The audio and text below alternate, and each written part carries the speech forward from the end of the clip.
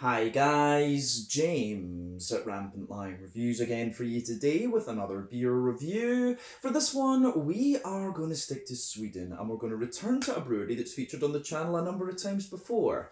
I've had some really nice beers from these guys over the years, a good few different styles, but if people were to ask me about this brewery, I would say that they're probably best known for the different kinds of IPAs, West Coast, New England Blacks, but they've also done some very nice Imperial Stouts over the years as well, I have to say, so they're quite a solid all-round brewery in my experience. Now, the beer we're going to have a look at today is a style that I know these guys can do pretty well. It's one of their latest releases through Systembolaget here in Sweden, and it's also the recipe of one of their kind of second brewers from what I understand. So this might be a little bit different compared to what we've had from them in recent times. So needless to say, I'm very curious to see what this one is going to have in store for us. Hopefully it's another good beer. Hopefully it makes for an interesting review, and as always I hope that you guys watching enjoy my take on this one as well. So yeah, for this review then, we are going to head up towards Gothenburg once again, Göteborg as you would say in Swedish, the Swedish craft beer capital up there on the west coast. Got to get that Gothenburg catchphrase in when we review the Gothenburg beers because it is just channel tradition these days. But for this review we are going to go to the Gamlestaden area, which is just over the river actually. And we're going to have a look at another beer from Spike Brewery. So this particular beer is called the Satanarchist. It comes in at 6.4% ABV, and this one I believe is another New England hazy, whatever you want to call it, IPA. So yeah, this beer was released as part of the Lokalt och Småskaligt assortment through Systembolaget here in Sweden for February of 2022. They also released a beer called the Woke A-List, which you'll see me review in a few videos time too, because the names of both of these just kind of caught my eye actually. And that's the thing with Spike Brewery. I know that these guys do pretty solid beer, so if I see one that's a style I haven't had before or it's got a name that I like, I tend to go for it when it comes to these local orders. But yeah, 6.4% New England Hazy IPA, this one of their latest releases. Let's crack on with this and see what it has in store for us. So, as always with my reviews, I'll tell you a little bit about the brewery before we taste the beer. If you want to get straight to the tasting though, just fast forward. All the usual links are in the video description below. That's the brewery website, the link to my other reviews that I've done from Spike Brewery before, and we will no doubt add more to that list in the near future. But there's all the usual social media down there. If you want to see more reviews, do please consider subscribing to the channel. The support you give is massively appreciated, and remember that you can go into the channel homepage and search for beer using the geography tagging system. So just go up to the search bar, put in your hometown, state, county, prefecture, whatever you like in there, and yeah, if I've reviewed beers from that area that you search for, they will pop up. Failing that, you can of course check out the playlists of beers from different countries. You'll find this one in the Swedish playlist, and there are playlists for many other countries in there as well. So yeah, let's go on then and have a little chat about Spike Brewery then. On to my brewery notes. So Spike Brewery, as I've mentioned to you already, are based in Gothenburg, Göteborg, up on the Swedish west coast, and the company was founded back in 2014 by Mats Westberg, Marcus Axberg and Martin Johansson.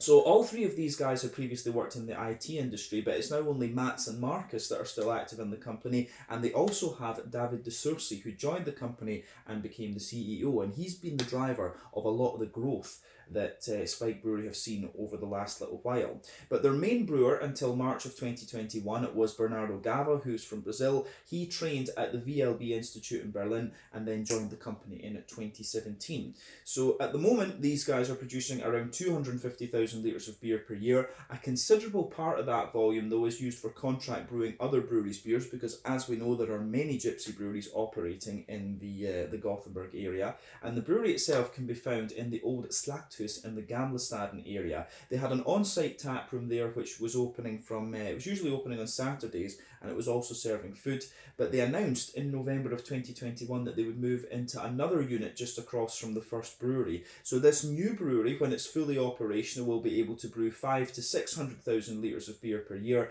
and they're also going to have a 150-seater restaurant in there, and they'd almost completely moved into this premises by mid-2022, although I'm not sure if they've got the restaurant up and running yet. I'll need to check that before we do the next video. But the current brewer is Carl Janrud, who had previously worked for Beersmiths, and he also worked under Bernardo as well. And they have got a few other brewers in there from what I understand, who are assisting with things. But like I said, over the years, this brewery have become well known for doing quite a few different kinds of IPAs. If you ever see an IPA with the word business in the name, those ones always tend to be pretty good in my experience. I don't know if that is intentionally a series of beers that they do, but yeah, they've had things like Monkey Business and stuff like that, which have been very, very interesting.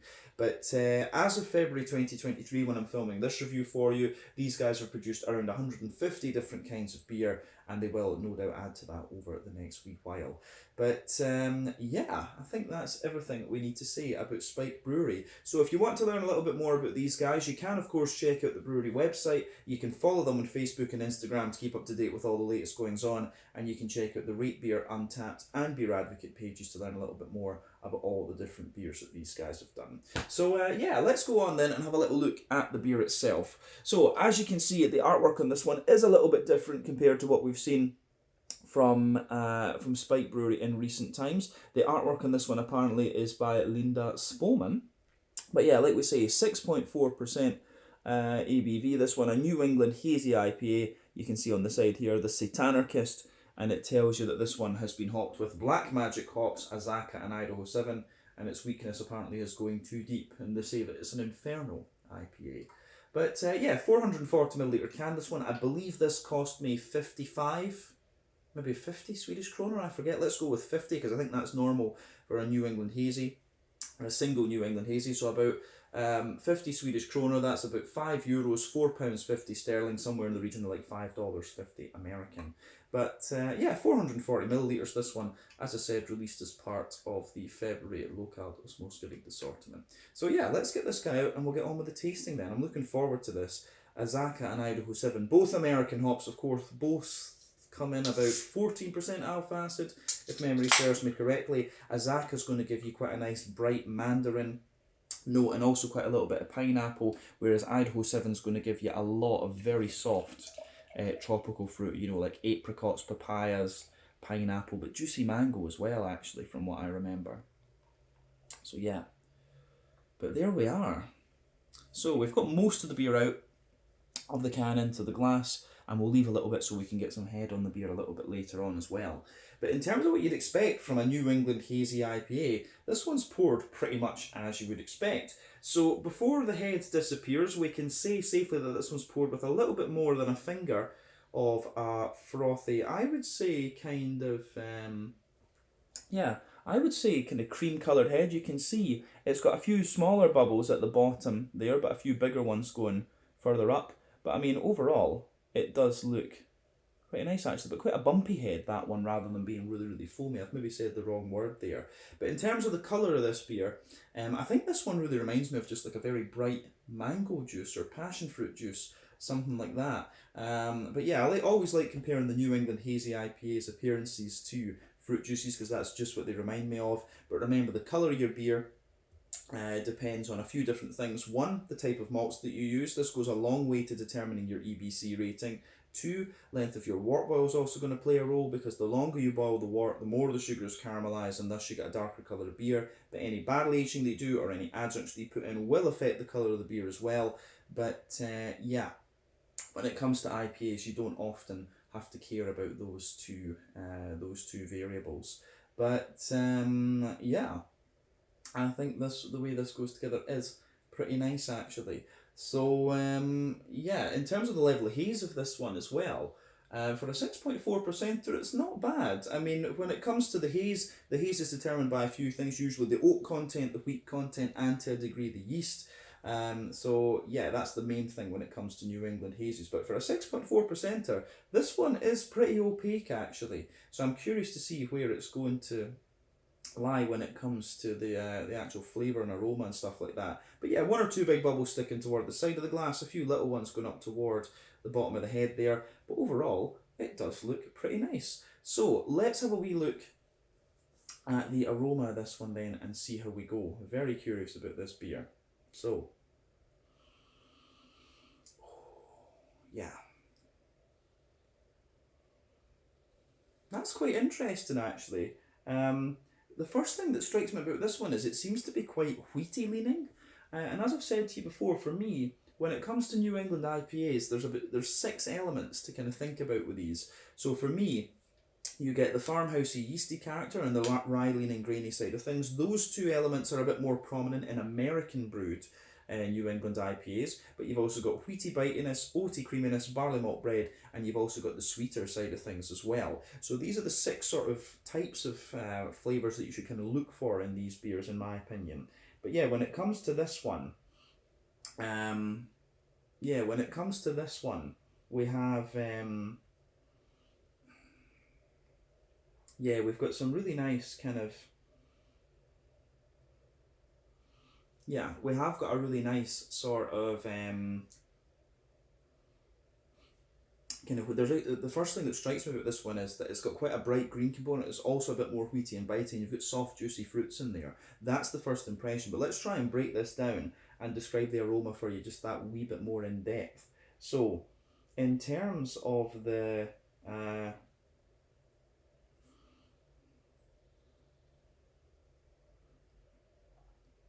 in terms of the kind of malty backbone of this one, though, you definitely get a good little bit of that fresh white bready bread crust in there. I'm also getting little elements of cracker out of this one, but the bready, there's quite a lot of bready character in this one for me. Quite a bit of wholemeal brown bread, and the bready character is actually quite wet, I would say. So that's, for me, that's really quite interesting. So yeah, you've got this bread crust, a little bit of Jacob's cream cracker. And then, as I say, above that, you have, you've got like a kind of wet wholemeal brown bready note coming out of the beer. Definitely some softer white bread in there as well, actually. But above all of that, you can smell a good little bit of a, above that, you can smell a kind of more dense wheaty character out of this one, and the wheat to an extent is kind of smoothing out the beer, but definitely in the back of the nose there's a bit more of that there is definitely a wee bit more of a kind of bitiness out of the wheat.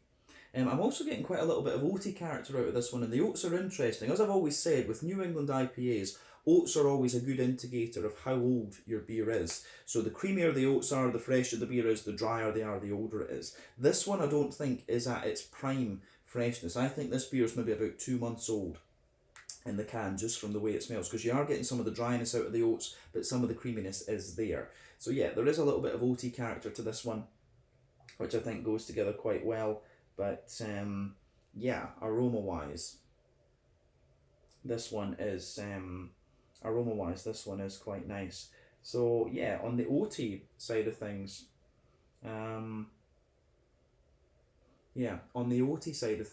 this beer, it does have a little bit of creaminess, but like I say, there's a little bit of dryness in there, and you've also got a good little bit of like Werther's Original type quality to this one too. So yeah, the way this beer goes together, I think, is quite nice in that sense. The malty side of the beer gives you a little bit of everything, actually, but the more I smell of it, the more wheaty it is, and the more kind of barley malt leaning it is, actually. So yeah, but I think that's everything about the malty side of the beer. In terms of the green component, then, I do get a little touch of earthiness out of this one, but the green component is quite bright on this one, which to me indicates late addition and dry hopping. Remember, 3 types of hoppings with IPAs. Early addition in the first hour of the wort boil, that gives you mainly bitterness. Late addition within the last half hour of the wort boil, a little bit of bitterness, but mainly flavour and aroma. And then you've also got dry hopping, which comes after the wort boil's complete. And if you've got the latter two, if you use the latter two in there, you have, you tend to get a more bright green component rather than the deep dank sort of thing. But New England IPAs use the latter 2 types, whereas West Coast IPAs tend to use all 3. Actually, that's the main difference. So that's why West Coast IPAs tend to be a little bit more dank than New England's. So yeah, quite a bright floral character out of this one. Nice kind of zesty, bright, grassy character as well. So yeah, that goes together quite nicely. On the fruity side of things, if you know these hops, it is kind of what you'd expect, to be honest with you. So for me, quite a lot of juicy mango, but also a lot of light apricot and quite a lot of juicy mango and light apricot. You've also got a little bit of light apricot, juicy mango. You've also got a wee touch of pineapple in there as well, which I really like. So yeah, the way this beer goes together in that sense is really quite nice.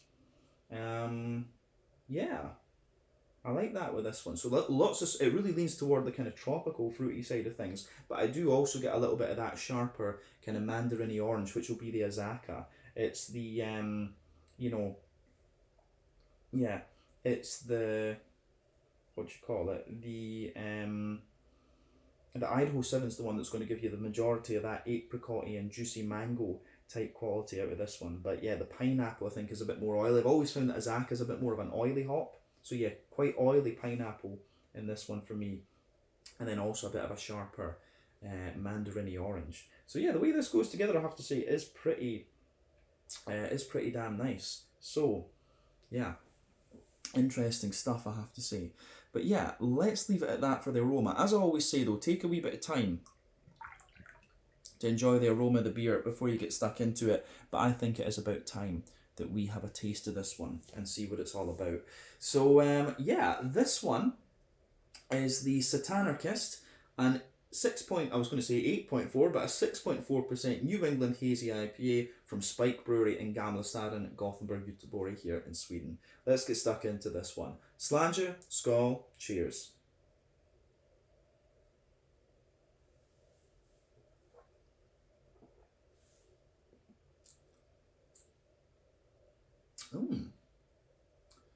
It's quite interesting that.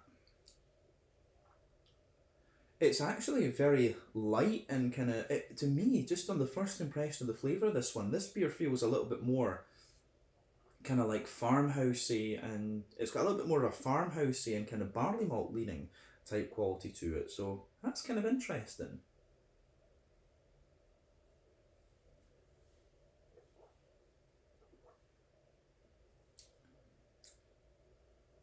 Yeah, certainly not as kind of creamy and thick as some of the other New England IPAs that we've had from Spike in the past. This one is definitely more a kind of light and drinkable sort of IPA. And yeah, the aftertaste really is, it gives you a lot of bread crust and a good little bit of grain and stuff like that. So yeah, the way that this goes together, I think, is really quite nice in that sense. Mm.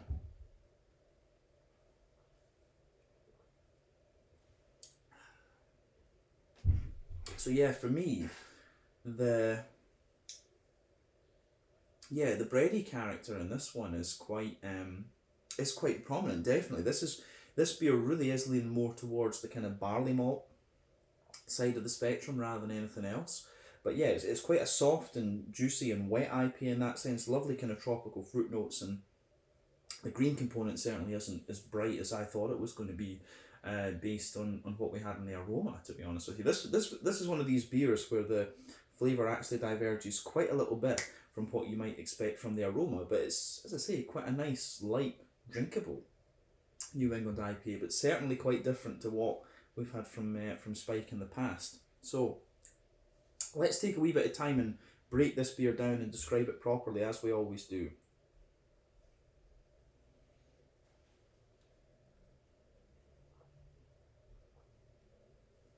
So yeah, middle third of your palate then. So, backbone of the beer, you absolutely get a little bit of that kind of fresh, white bready bread crust coming out of it. So yeah, that forms the backbone of the beer. Fresh, white bready bread crust.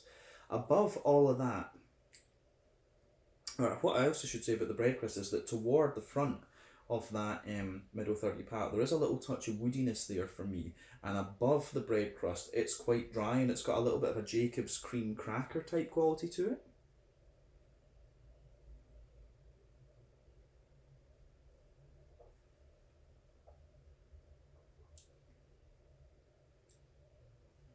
So, yeah, a little bit of bread crust,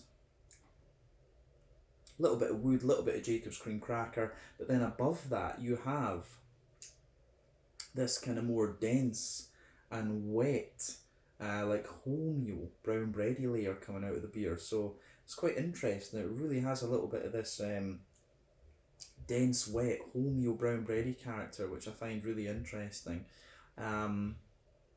yeah, I think the way that the way that that goes together is pretty interesting, I have to say.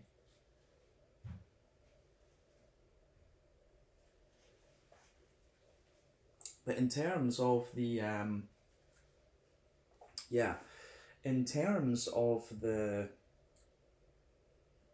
um, the rest of the malt base, it's actually, you know, above that kind of wholemeal brown bready layer, you start to get like a more fluffy white bready character out of the beer as well, and that is a little bit lighter and more airy. But at the same time, above that, you get the wheaty character coming out of the beer, and that's another thing I should say. This beer, when you taste it, it is actually a lot less wheaty leaning than it's a lot less wheaty leaning than you might think. Compared, yeah, as I say, compared to the aroma, this is one of these beers where the flavour really does diverge a bit from what you expect from the aroma.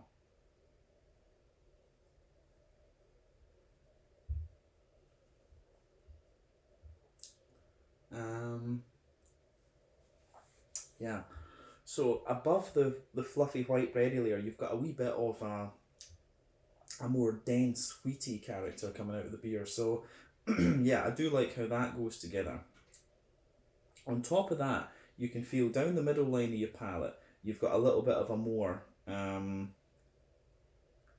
do have a little bit of a more oaty, kind of creamy type quality coming out of the beer. So you can feel the creaminess of the oats there going down the middle line of your tongue, but as you spread out toward the edges of the palate, you get a little bit more of a kind of dry, oaty character coming out of the beer. So yeah, I quite like how that goes together. You get the creamy oats and the little drier oatiness in there, and then yeah, in the dead center of your palate, you've got a little circle, which is you've got a little circle in the middle of your tongue, which is where you get the butterscotch butter candy sort of thing coming out of this one. So yeah, I do like how that goes together.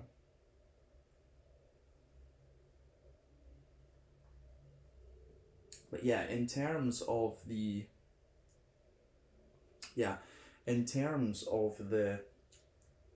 kind of malty side of this beer, like I say, the further into the aftertaste you go with it, the kind of drier and more grainy it gets. Actually, it does lean toward that more kind of brown bready side of things. Um, yeah, it's interesting, that one, but definitely a more kind of grainy and slightly farmhousey leaning IPA. But I think we've said everything we need to about the middle third of your palate of this beer. Let's go to the back third of the palate then.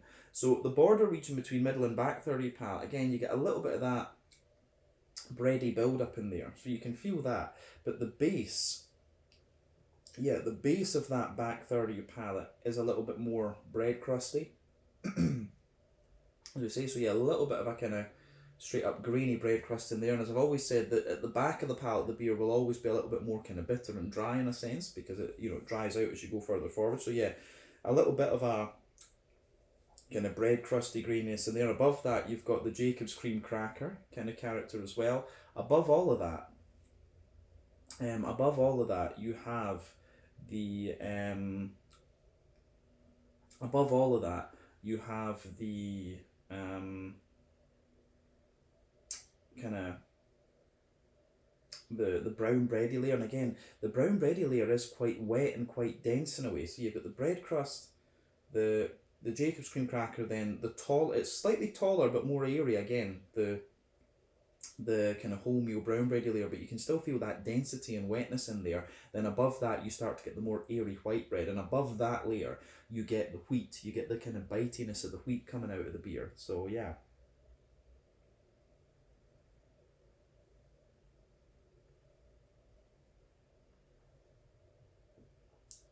So yeah, the way that that goes together is pretty nice, I have to say. But above all of that, you start to get some of the kind of yeasty notes out of the beer, and it has there's this like white bread, but it's really woody and yeah, it's really woody and dry and stuff like this. And there is a little touch of honeycomb to it. But yeah, for me, on that back third of the palate, there's just this really kind of like farmhousey, bready type character coming out of it. So that's really quite interesting with this one. This is definitely one of the more farmhousey New England IPAs that I've come across from Spike Brewery. So I'd be very curious to see what yeast they've used in this one and what kind of malt base they're using, because it really is more grainy and light compared to other stuff we've had. In terms of the hoppy side of things, then I think we've said everything we need about the malty and yeasty side of the beer. Let's go to the hoppy side of things.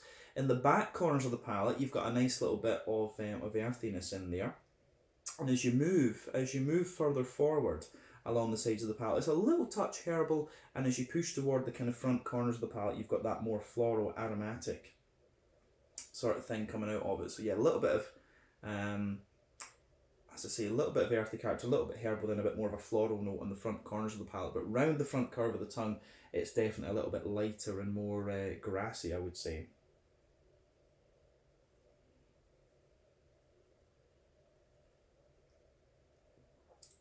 So yeah, the green component in this one is really nice. So on the fruity side of things,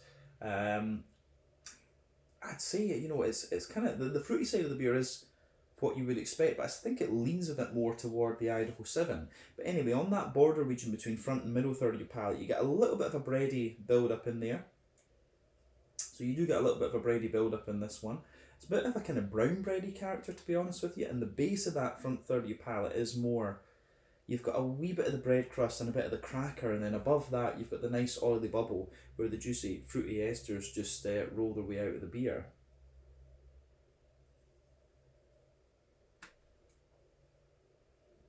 So on the, like I say, on the fruity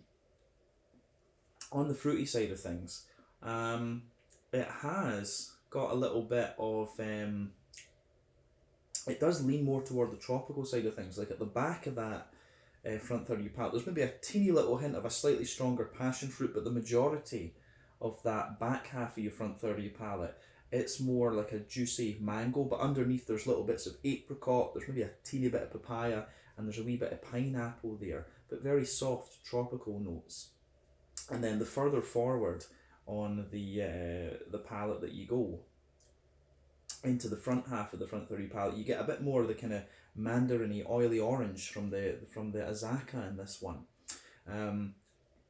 So yeah, I think both hops are giving you a little bit of pineapple, but I think the Idaho 7 is more responsible for the mango and the apricots and stuff like that, whereas yeah, the Azaka, sorry, is a bit more responsible for the oily pineapple and oily mandarin. Yeah, for me, Azaka is a bit more oily in its character, whereas yeah, the Idaho 7 is just a little bit softer actually. So I think that's a fair assessment of this one. It's quite, the fruit leans a bit, I think the Idaho 7 is a bit more prominent than the Azaka in this one, to be honest. But as I say, overall, flavour wise, this is quite an interesting IPA, quite farmhousey leaning, and definitely quite different from what we've had from Spike in the past. Like their beers have always been a bit more, they've always been like really quite strong and their wheaty character are quite creamy. This one to me feels a little bit more like a kind of farmhousey type IPA. So I would be curious to know the yeast and the malt base they've used in this one. But let's round off this review with a wee look at the mouthfeel, which we've mentioned quite a bit.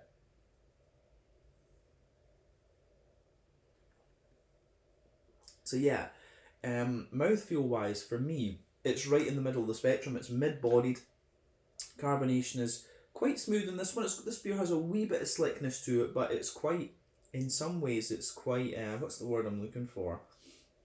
It does have that little bit of kind of dryness and graininess to it, which is interesting.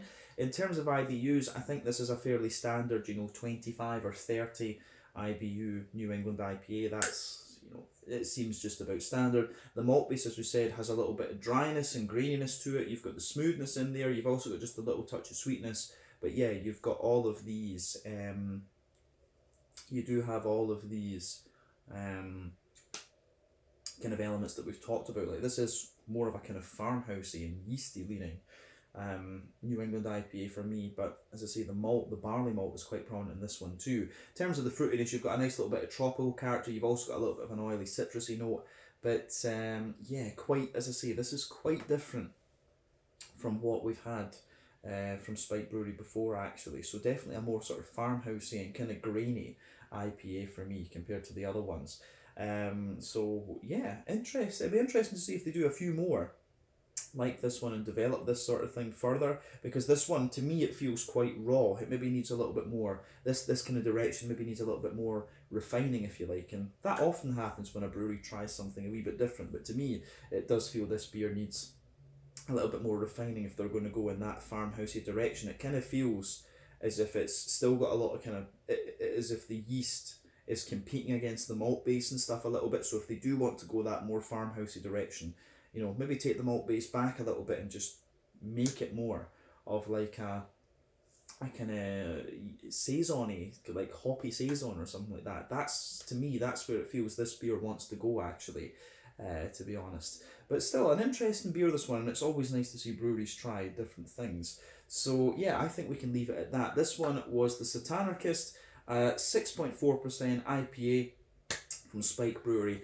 in Gamlestaden in Gothenburg, up on the Swedish West Coast. So once again, thank you for watching my beer reviews. Until the next time, please like, subscribe, share, all the usual YouTube stuff. Let me know your own thoughts on this beer in the comments section below. Let me know what your favourite beers are from Spike Brewery as well, and we will no doubt return to these guys again at some point in the very near future. But until then, sláinte, skål, cheers, and see you guys in the next review.